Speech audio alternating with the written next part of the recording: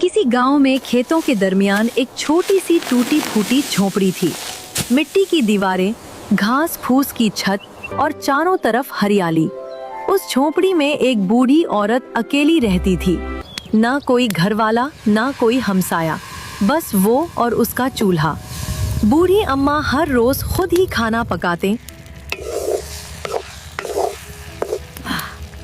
खुद ही बातें करती।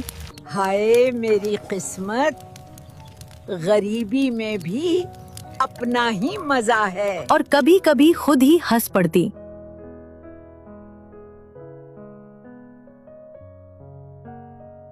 वक्त गुजरता गया और एक दिन बरसात का मौसम आ गया। बादलों ने गांव को जंगल बना दिया था। बिजली कड़क रही थी, बादल गरज रहे थे और बारिश तो जैसे रुकने का नाम ही नहीं ले रही थी।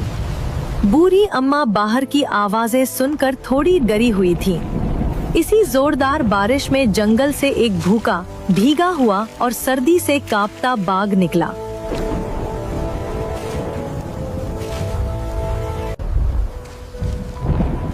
बाघ बड़बड़ाया, हाय, ये कैसी बारिश है। अगर मैंने पनाह ना ली तो बीमार पड़ जाऊंगा।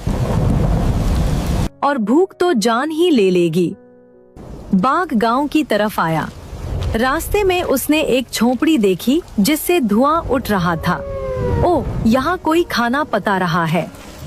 आज तो मजा आ जाएगा, पेट भी भरेगा और आराम भी मिलेगा। वो दबे पांव झोपड़ी के पास आया और अंदर झांका। अंदर बूढ़ी औरत चूल्हे पर खाना पका रही थी। छत जगह जगह से टपक रही थी और अम्मा बार बार बर्तन उधर उधर कर रही थी। वो चढ़कर बोली, ये टपका फिर शुरू हो गया। हर साल छत ठीक करवाती हूँ, लेकिन ये कमबख्त टिपका पीछा ही नहीं छोड़ता। मुझे तो बाघ से भी नहीं डर लगता, पर ये टिपका जान निकाल देता है। ये सुनकर बाघ के होश उड़ गए। क्या ये बूढ़ी औरत मुझसे नहीं डरती, लेकिन टिपका से डरती है? आखिर ये टिपका कौन है? इतने में बिजली जोर से कुड़की। बाघ की टांगे कांपने लगी। इसी लम्हे छत से एक बूंद टपकी। टन! बाघ उछल पड़ा। ये क्या था? यही टपका है? कहीं इधर ही तो नहीं?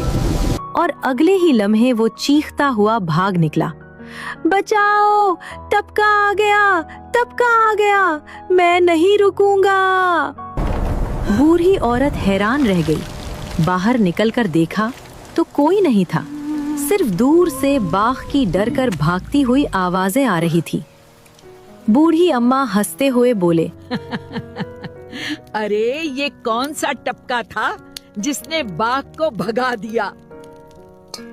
उस दिन के बाद बाघ कभी गांव में नजर न आया। और गांव वाले आज भी कहते हैं, बाघ को किसी इंसान ने नहीं भगाया, उसे तो टपका ने भगा दिया। सबक: कभी कभी हमारा डर हकीकत नहीं होता, हम खुद ही उसे बड़ा बना लेते हैं। इसलिए हमेशा सच को समझो। टपका जैसा डर बस वहम।